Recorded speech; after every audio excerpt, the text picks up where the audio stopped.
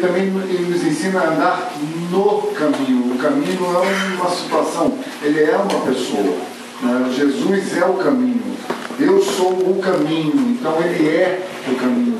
Então é o mesmo amor, a mesma raiz, né? É esse amor que abre a porta e que também ensina o caminho que a gente deve andar. Mas eu quero trabalhar em cima do texto aqui hoje, como sempre tem vários, mas Salmo 51, abra sua Bíblia lá, Salmo 51, versículo 10.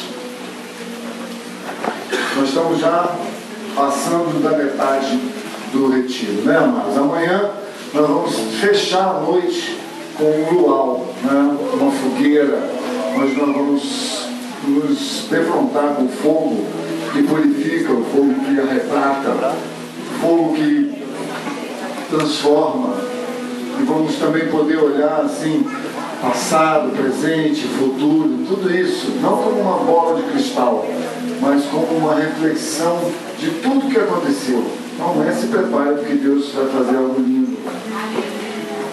Aqui em Salmo 51, versículo 10, tem uma mensagem muito séria da parte de Deus para nós. Ele diz aqui, vamos tomar. Versículo 10, ele diz assim: então, cria em mim, ó Deus, um coração puro, e renova em mim um espírito reto. Não me lances fora da tua presença, e também não retires de mim o teu Espírito Santo. Torna, Senhor, a me dar a alegria da tua salvação, e sustenta em mim um espírito voluntário. Daí então, Deus, eu ensinarei aos transgressores os teus caminhos, e os pecadores a ti se converterão. Pai, em nome de Jesus, que essa palavra não seja de alguém que falou há 4.000 anos atrás, 3.000, 4.000 anos atrás, 3.000. Não, Pai, que essa palavra seja a nossa palavra, a palavra do nosso encontro contigo, Deus. Do dia que o Senhor nos perdoou ao dia a dia que o Senhor tem nos tratado, nos ensinado e nos dado uma nova chance, e nos amado, Deus, como aquele que abre a porta e ensina o caminho para nós chegarmos a um alvo, Deus. Por isso, toma nessa noite as almas, os espíritos de cada um, o coração, remove todo sono, toda distração, toda rabugice, qualquer problema, que nos traz de volta, Pai, nossa mente cativa a Ti, em nome de Jesus. Ensina-me e eu ensinarei a outros o teu caminho, os teus caminhos. Veja, querido, eu quero falar um outro texto também, rápido, se você quiser acompanhar, 2 Coríntios 5, 17, para você ver o que é que Deus acha que você é para Ele, o que Ele te chama. 2 Coríntios 5, versículo 17, diz aqui então, ok?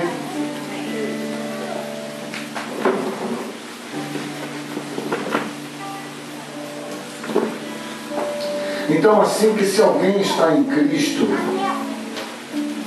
nova criatura é. As coisas velhas ficam para trás, e a partir de agora, tudo se fez novo. E tudo isso provém de Deus, que nos reconciliou consigo mesmo por Jesus Cristo, e assim nos deu o ministério da reconciliação. Isto é, Deus estava em Cristo quando veio à terra e reconciliou consigo mesmo o mundo, não lhe imputando os seus pecados, e pôs em nós a palavra da reconciliação, de maneira que eu e vocês somos embaixadores da parte de Cristo na terra. Assim como se Deus, por mim e por você, rogasse. Então, agora rogamos-vos, pois, da parte de Cristo, que vos reconcilieis com Deus. É óbvio que há um propósito nisso, para trazer o mundo. Agora veja, amigo, ele diz, vocês são os meus embaixadores. Não estão me ouvindo aqui? Diga assim, eu sou embaixador de Cristo na terra. Quantos sabem o que é um embaixador? Quantos sabem que é um embaixador? Quantos não sabem que é um embaixador? Mas então, pelo simples, eu não vou dizer, para ficar todo mundo sabendo a mesma coisa. O embaixador é um representante máximo do chefe de um estado, de um país. Ou seja, quando o Brasil está sendo representado no México, alguém é um embaixador, ou seja, lá aquela pessoa representa o Brasil, ele não representa o Chiquinho das Couves, ele representa o Brasil. Quando alguém bate na cara do embaixador, invade a embaixada, é considerado um ato de guerra, é como se alguém estivesse invadindo o Brasil. É como se alguém estivesse raptando, afrontando, matando, esbofeteando a nação inteira. Então, o embaixador é um emissário da nação, é um mensageiro da nação. Representa um domínio no âmbito cultural, no âmbito humanitário. Eu quero que você pense sobre isso. Então, agora eu vou voltar. Vocês são os meus embaixadores. Como estão entendendo agora? Cara, quem tocar em você está tocando na nação do céu. Não está entendendo isso? Isso não é pouca coisa não, amigo, é muito. Então, nós somos representantes legais dele na terra. Vocês estão me ouvindo ainda?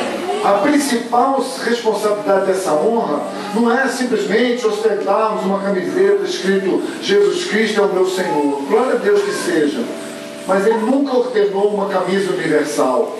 Então essa não é a maior honra. A maior honra não é termos uma igreja linda, escrito com luzes brilhantes, Jesus é o Senhor. Que bom que Ele é. Mas veja bem, a maior honra de nos tornarmos embaixadores, quando o embaixador está fora de uma nação, está representando nossa nação, qualquer pepino que houver com um cidadão desta nação lá, o embaixador vai lá e resolve. É isso que Deus olha para a gente e diz: os meus embaixadores, os meus representantes estão na terra para resolver os problemas das pessoas ao redor, para apontar para eles um novo e vivo caminho. Como estão ouvindo até aqui?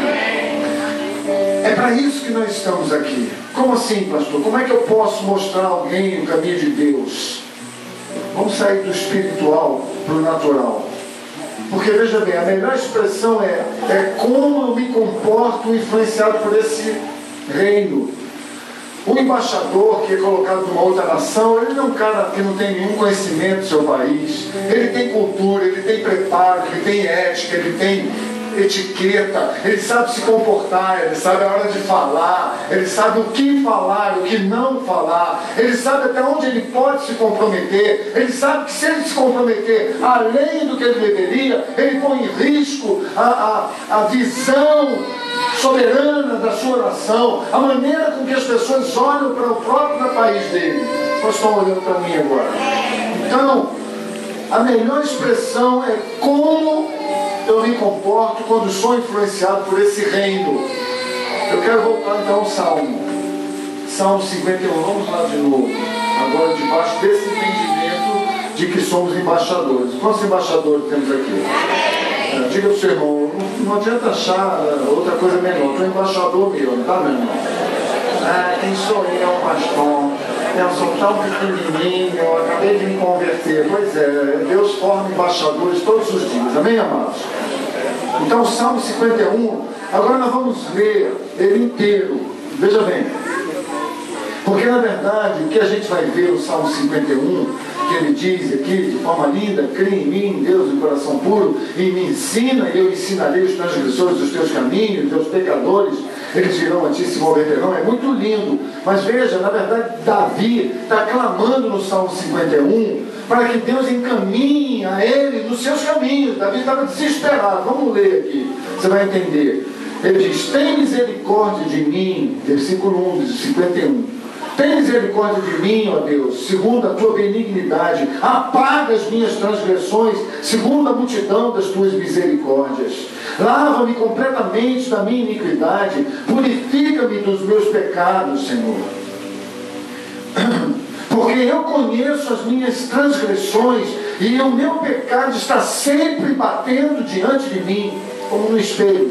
Contra ti, somente contra ti pequei, Senhor, e fiz o que a teus olhos é mal, para que seja justificado quando falares e puro quando tu me julgares. Eu sei os meus erros. Olha que coisa, né?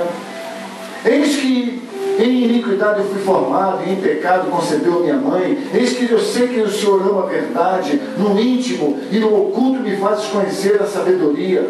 Por isso, Senhor, purifica-me com o sopo e ficarei puro. Lava-me e ficarei mais alvo do que a neve. Lembra da música?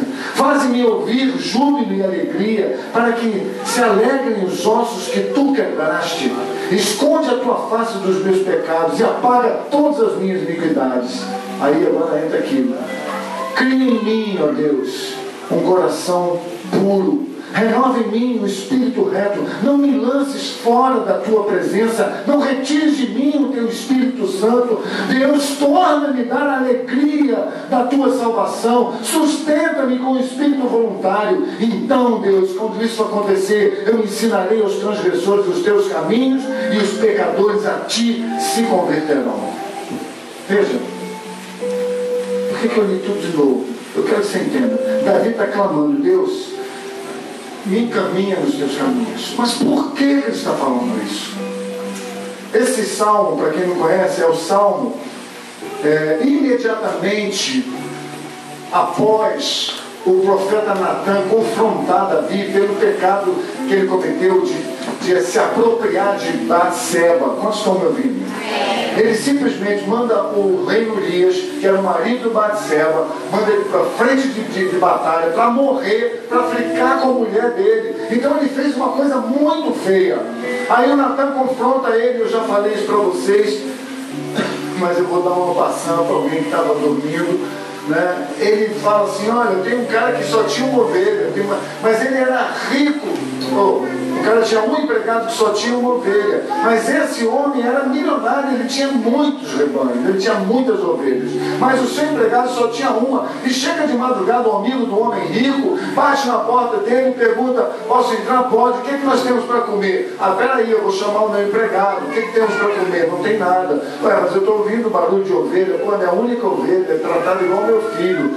Pois mata ela e faz pra gente. Aí ele fica assim: mas o senhor é tão rico, mas é isso que eu quero. Ele vai e faz aquilo que o homem mandou. Veja, depois que Natan fala isso, Davi fica indignado: que cara safado, esse cara merecia morrer. E o profeta diz: esse cara é você, porque tu mandou o Urias, que era casado com Batseba, para frente de batalha, para que ele morresse e você ficasse com a mulher dele. E aí, queridos, Davi se joga no chão e diz: pequei realmente, Senhor, eu sou um pecador, me perdoa. Queridos, a diferença do Davi para os crentes é essa. Crentes que se arrependem quando são confrontados são crentes que crescem, porque a maioria que eu conheço de crentes por aí são crentes que, quando confrontados, se justificam. Eu fiz isso por causa daquilo, eu faço isso, mas todo mundo faz. Então, queridos, essa pessoa não vai crescer nunca. Eu quero que você entenda isso. Davi está aqui grosseiramente, depois de pecar, moído pela sua transgressão, agora está dizendo: salva-me, Senhor, me ajuda, me tira do meu pecado, rasga meu coração, me limpa, me purifica, me faz mais alvo do que a neve. Veja, querido, como poderei ensinar aos pecadores o caminho dele? Como você vai fazer isso? Talvez você pense isso. Talvez o diabo está prendendo você, porque você sabe o quanto você pecou. Você sabe. Talvez você confessou 1 ou 2 ou metade, mas você sabe coisas feias.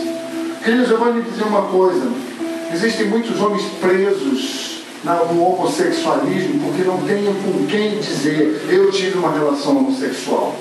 Não sei se é ativa ou se é passiva, mas nunca pôde dizer: eu fui tocado. E aí ele passa a vida inteira cativo por aquilo, ele não pode compartilhar com ninguém. O que vão pensar dele? Eu não sei qual é o pecado na sua vida que ainda não foi revelado, que ainda não foi falado, mas Davi estava diante de uma situação que ou ele rasgava o coração dele, ou ele morria. Outro texto diz que os seus ossos doíam por causa do pecado. Há pecados que não são confessados. Isso leva ele a vida inteira com você. E olha, querido, como é que eu vou poder, pastor, ensinar o caminho aos pecadores? Eu sou vacilão demais, sou certinho demais, sou burro demais. Todo mundo na minha casa diz que eu sou burro demais. Sou inteligente demais para isso. Sou rico demais, sou pobre demais, sou sábio demais, sou bonito demais. Amigos, é no dia a dia, mostrando quem somos, que apresentamos quem Deus é. É no dia a dia, quando tudo parece nebuloso, sombrio, tudo parece assim que concorre para que eu nunca me torne um cristão, porque a tentação bate em mim. É lógico que o reino de Deus não vai pertencer a alguém que está escolhendo meter a mão na cumbuca errada, está escolhendo viver a vida no pecado. Sempre é difícil demais, o mundo é muito difícil, a vida é muito difícil.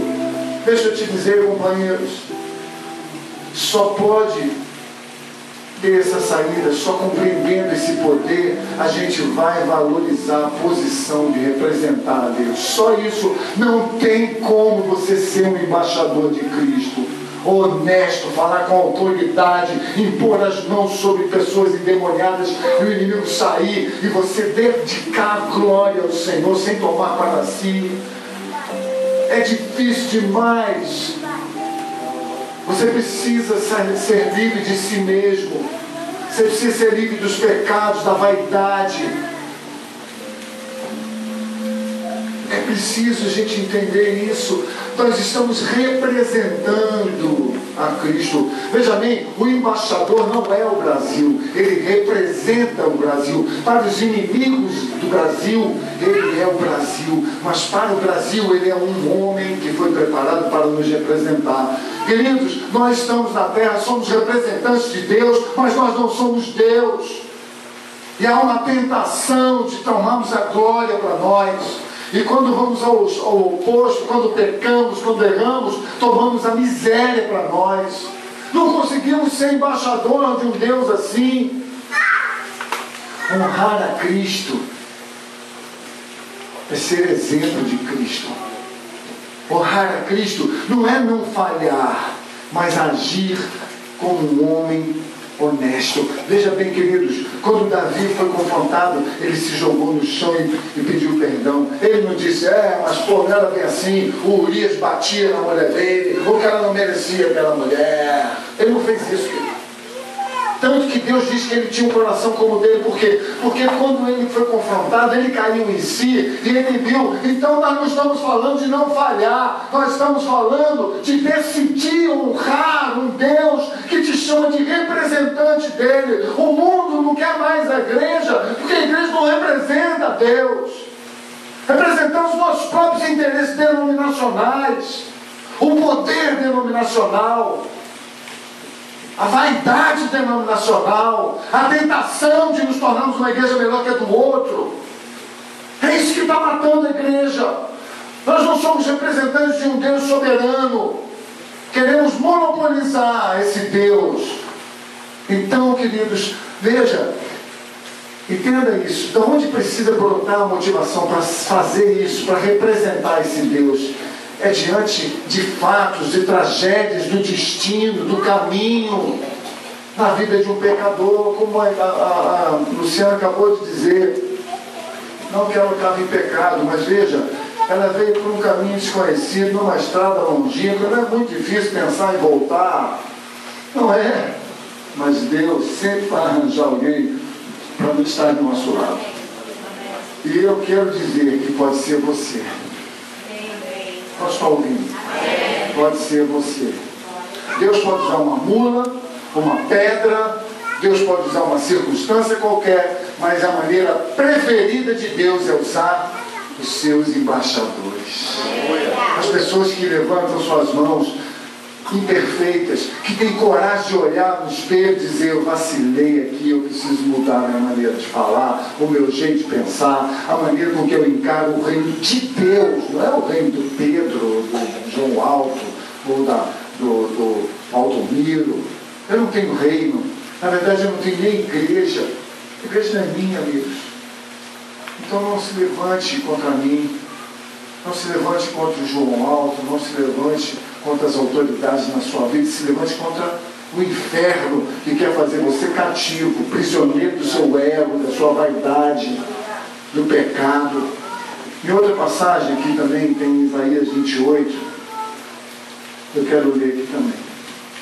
Isaías 28, 28a. Ele diz aqui, eu vou ler rápido por causa da hora. Perdão, Isaías 1, versículo 28. Olha que interessante, queridos. Mas os transgressores e os pecadores serão juntamente destruídos. Presta atenção, transgressores e pecadores. Transgressor é aquele que sabe a lei e transgride a lei. Pecador é aquele que desconhece aquilo que está sendo feito errado e erra. Mas ele está dizendo que tanto o transgressor e o pecador serão juntamente destruídos, e os que deixarem o Senhor serão consumidos. Quem são os que deixarem o Senhor? Os desviados.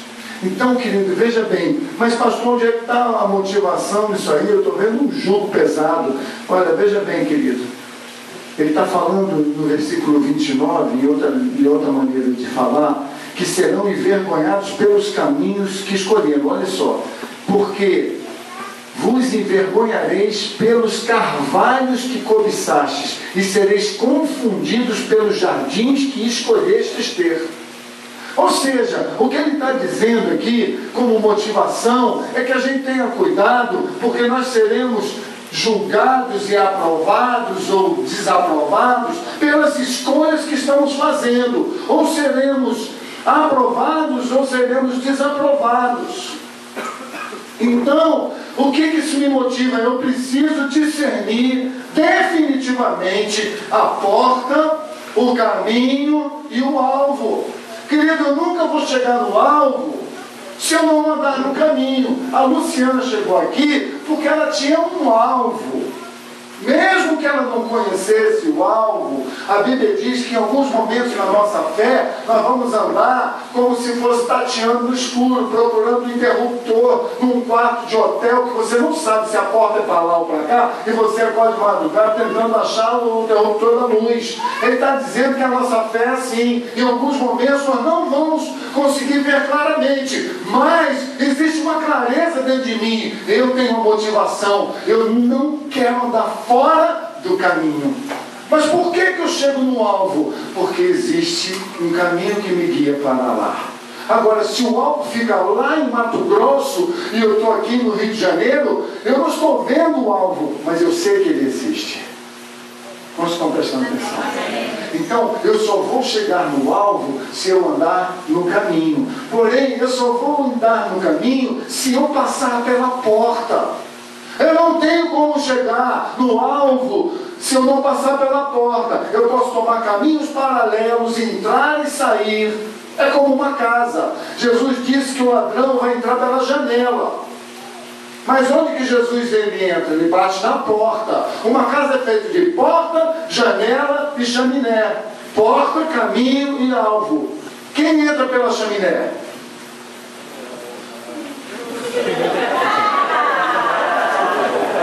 Não entenderam? Eu não entro pela chaminé. Diga para o seu irmão: para de acreditar em Papai Noel.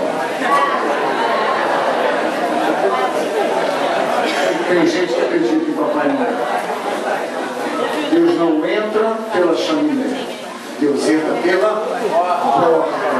Agora, sabe o que acontece, querido? O diabo não tem nenhum escrúpulo. Ele entra em qualquer momento pela janela, roubando, metendo o pé, quebrando o vidro. Quem faz isso? O ladrão. Aquele que rouba, aquele que não tem compromisso com aqueles que estão dentro da casa.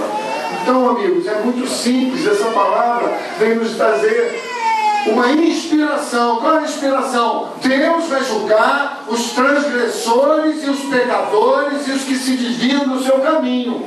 Então, qual é a tua motivação? Por medo? Não, por temor. Temor é porque eu conheço o que Deus promete. E eu não estou com medo dele, porque ele me promete tantas coisas maravilhosas. Por que eu vou ter medo se ele também diz que o que acontecerá se eu me desviar, ou transgredir a sua lei? Eu não vou ter medo disso.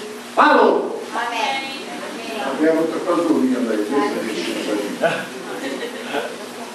Então, queridos, veja o que Deus diz que nós somos. Vamos terminar aqui, antes que caia alguém na janela. Isaías 43. É isso aí, irmãos, faz parte, cansa mesmo. Olha, o Paulo que pregava melhor que eu, o cara caiu no telhado. Então, tudo bem que ele pregou a noite toda, né? Isaías 43, vamos ler bastante agora para ver se acordamos. Vamos ficar em pé, então, animados? Nós estamos animados? Nós estamos muito animados, fiquem em pé, muito. Os animados fiquem sentados. Vamos desanimados, os pecadores, os transgressores. Não vou botar peso, né?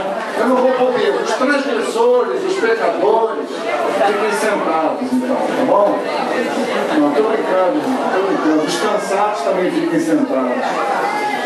Duvido que entrasse aqui a Dilma e você ficar sentado. Não sei que ele ia correr atrás dela. Pega, pega!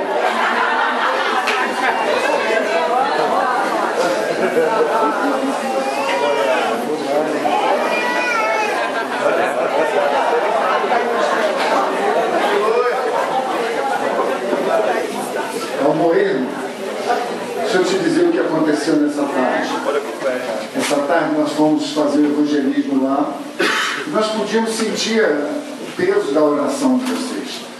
É assim que funciona, amigo. Você não foi, mas sustentou quem foi na oração. Outros não estão no retiro. Esse povo, mas estavam lá sustentando quem foi. Então, eu quero que você saiba disso, irmão. Foi uma bênção lá. Nós de toda a cidade estava vazia, até estranhamos. Mas havia uma concentração em frente à Caixa Econômica, a rua fechada, o carro de som ali em frente. Nós já tínhamos arrumado um carro com som mais ou menos, o nosso som levamos mais ou menos, e a gente olhou aquilo e falou, é a chance. Conversei eu e o Bruno lá com o Pajoré, chegamos lá, conversamos e falou, pode ser, a hora que vocês quiserem. E aí ele, na hora que nós fomos fazer ali, ele falou assim, olha, agora nós vamos ter uma apresentação que fazemos todos os anos. É isso aí, irmão, é o segundo ano que a gente faz lá. É o terceiro. Então ele falou, é uma apresentação que fazemos todos os anos, já é praxe. E é o Bruno que vai fazer aí com o grupo dele e tal. Aí nós fomos lá fazer, botamos o som, aí juntou um pessoal, não estava muito cheio, mas juntou um pessoal interessado, todo mundo respeitando, todo mundo vindo. Aí veio lá nossos zumbis, que nós vamos fazer amanhã, porque aqui não dá para fazer, os pequenos passam a fazer ali fora. Aí veio nossos zumbis, aí tocou a música lá do Michael Jackson, Deus perdoa a gente por causa disso, mas tudo bem.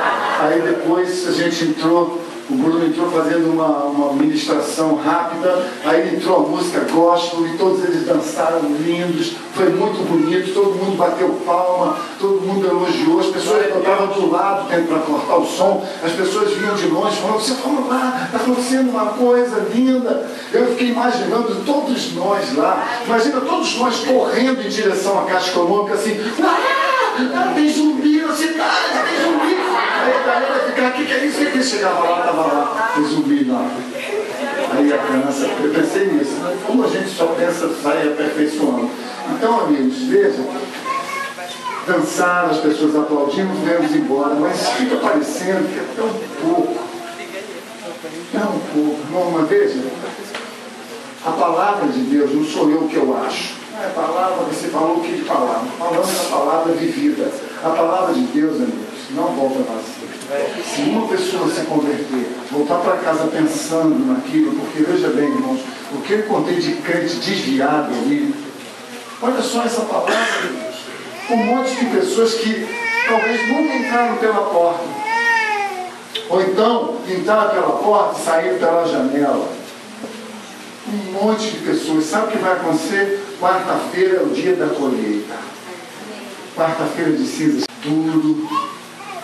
Algumas perderam a virgindade, algumas perderam o namorado, alguns perderam o marido, esposa, alguns perderam a vida, alguns perderam a esperança, se decepcionaram.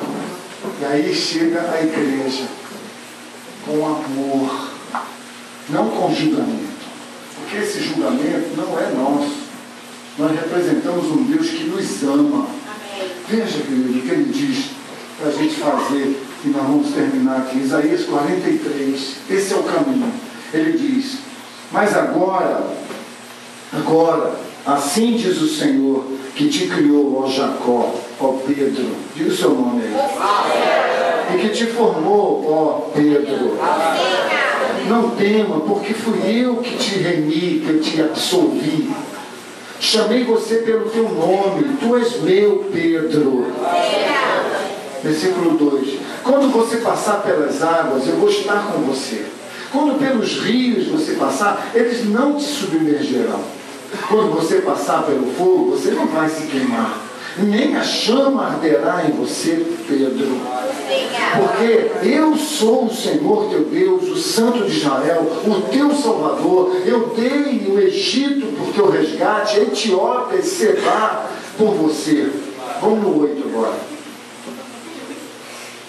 Trazei então, Pedro, o povo cego, que tem olhos, e os surdos, que têm ouvidos. Olha que lindo isso, irmãos. Como estão recebendo isso? Levante sua mão assim, para receber. Trazei Pedro, diga o seu nome aí. O povo que tem olhos, mas está cego. O povo que tem ouvidos, mas está surdo. Todos recebem isso. Pega aí, irmão. Pega. Aqui, ó, pega. Deus está dizendo que o caminho para nós, eu quero que você entenda isso, no caminho Deus derrama amor. Presta atenção, eu entrei pela porta, ok? Agora eu estou no caminho. No caminho Deus vai trazendo pessoas para mim, e eu vou tendo que ter habilidades que talvez eu não tenha tanto assim. Então Ele vai me dando o que precisa: amor, paciência, nós estamos ouvindo? Estratégia, vai me dando inteligência, discernimento, capacidade de lutar no reino do Espírito. Deus vai nos dando, querido, misericórdia. Eu vou ter misericórdia, a mesma que Deus tem de você. Não está pedindo você mais que Ele. Compaixão, você já amar a pessoa apesar dela não está querendo ou entendendo. Então veja, olha que lindo isso aqui. A cada dia que passa, a compaixão, mais dele, menos de nós aflora cada dia, ou pelo menos nos confronta a mudar. Então no versículo 8 ele diz: trazei o povo cego que tem olhos, o povo surdo que tem ouvidos. Quem são essas pessoas? Pastor, eu conheço uma porção delas, são iguais a eu era, e alguns ainda são. Estão na igreja, estão aqui, e ainda tem olhos, mas não veem, tem ouvidos, mas não ouvem. E ele está dizendo aqui no 9: todas as nações se congreguem e os povos se reúnam. Quem dentre vós pode anunciar isto e fazer-nos ouvir as coisas antigas? Apresentem as suas testemunhas para que se justifiquem, e para que se ouça, e para que se diga: verdade é. Por quê? Porque vocês são as minhas testemunhas, diz o Senhor. Vocês são o meu servo, a quem eu escolhi, para que o saibas, e me creiais, e entendais que eu sou o mesmo, e que antes de mim não Deus nenhum se formou, e depois nenhum também haverá. Eu sou o Senhor, e fora de mim não há Salvador. Fui eu que anunciei e salvei, sou eu que fiz ouvir, e Deus estranho não ouve entre vós, pois vós sois as minhas testemunhas, diz o Senhor. Eu sou Deus, ainda antes que houvesse dia, eu sou, e ninguém há que possa fazer escapar das minhas mãos. Operando eu, quem me impedirá? Versículo 18, ele diz aqui ainda: não vos lembrei das coisas passadas, e nem considerei as antigas. Eis que eu vou fazer uma coisa nova, e agora vai estar saindo à luz. Porventura vocês não estão vendo? Eis que eu vou colocar um caminho no deserto, e um rio no lugar seco. Uau! Preste atenção, querido. Olhe para cá um pouquinho. Pode fechar para mim. Deus está dizendo que vai trazer um povo cego, que tem olhos. Sabe o que acontece com alguém que tem olhos, mas está cego aos olhos de Deus? Ele olha muitas coisas, mas ele não consegue enxergar Deus. Ele tem ouvidos para ouvir um monte de coisa legal, mas ele não tem ouvidos para ouvir Deus. Mas ele também está dizendo que ele vai usar a gente para falar das coisas passadas que Deus já realizou. Mas chega um momento que parece uma contradição, ele diz, esquece as coisas do passado. Agora ele não está falando do mundo, ele está falando de nós. Esquece como você era frágil, esquece como você era pecador, esquece como você resistia à minha palavra, resistia à transformação que eu propus para você. Esquece, eu estou fazendo alguma coisa nova nesse retiro. Será que você não está podendo ver? Será que você está acreditando só naquilo que você não é, naquilo que eu nunca fui, naquilo que eu nunca consegui? Será que você não pode acreditar no novo? Eu estou fazendo nova todas as coisas. Essa frase Jesus usou quando eu estava carregando a cruz para o Calvário. Mulher, não chore por mim, chore por vocês, porque hoje eu faço nova todas as coisas. Que coisa nova é essa? Sendo martirizado, levado por uma cruz. Oh, aleluia. Meu Deus, como Deus nos ama no retiro, na roça de Vera Cruz, que larga tudo ao seu redor e vem contemplar o nosso louvor. Aleluia. Que olha para mim e para você, pequeninos, como Jacó, e diz, filho meu, eu te amei, eu te separei, eu te conheço desde o ventre da sua mãe, o seu pecado não me choca você ter olhos e não ver, e ouvidos e não ouvir, me choca você dizer que conhece a minha palavra e andar torto nos meus caminhos, não firmar os pés nele, não ler a minha palavra, não andar e não prestigiar o que a minha palavra diz, para que a sua vida seja ajustada e seja poderosamente usada. É isso que Deus está vendo aquele céu fora. Ele está olhando para nós, está dizendo, eu quero fazer algo novo na sua vida. Não saia desse lugar como se fosse apenas um retirozinho de carnaval. Saia desse lugar como se fosse um pedaço do céu, onde existem duas cadeiras, a de Deus e a sua. E olho no olho ele te diz, eu te conheço desde o ventre da tua mãe. Fui eu que te remi, fui eu que te salvei, fui eu que te amei primeiro, eu te amo com amor eterno. Deus quer fazer algo novo nessa noite. Algumas pessoas estão aqui, queridos, e elas não têm mais confiança em si próprias. Elas estão fracas e fragilizadas. Estão frágeis porque colocam as suas confianças, a confiança delas em pessoas. Jovens que colocam a confiança do seguir a sua vida num namorado. Querida, não faça isso. Não entregue seu coração para uma pessoa que pode até ser boa, mas ela não é Deus. Você não pode confiar, nem sendo ela uma boa pessoa. Confie no Senhor e Ele vai endireitar essa peleja toda. Deus quer mexer nisso. Deus quer curar o coração dos pais com os filhos, dos filhos com os pais.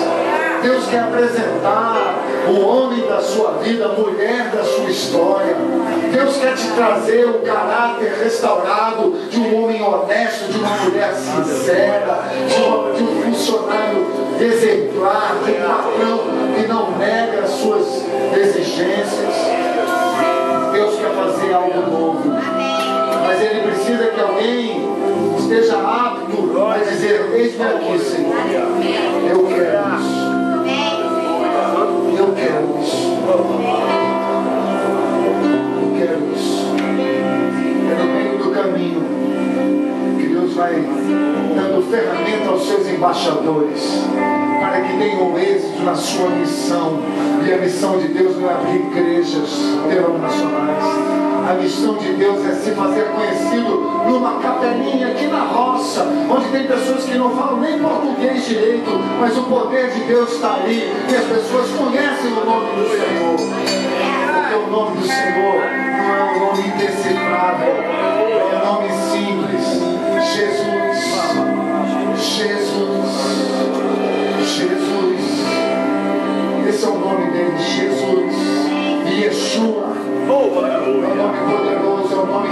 transforma, é o nome que confronta. Se você está aqui por motivos errados, hoje você pode mudar isso.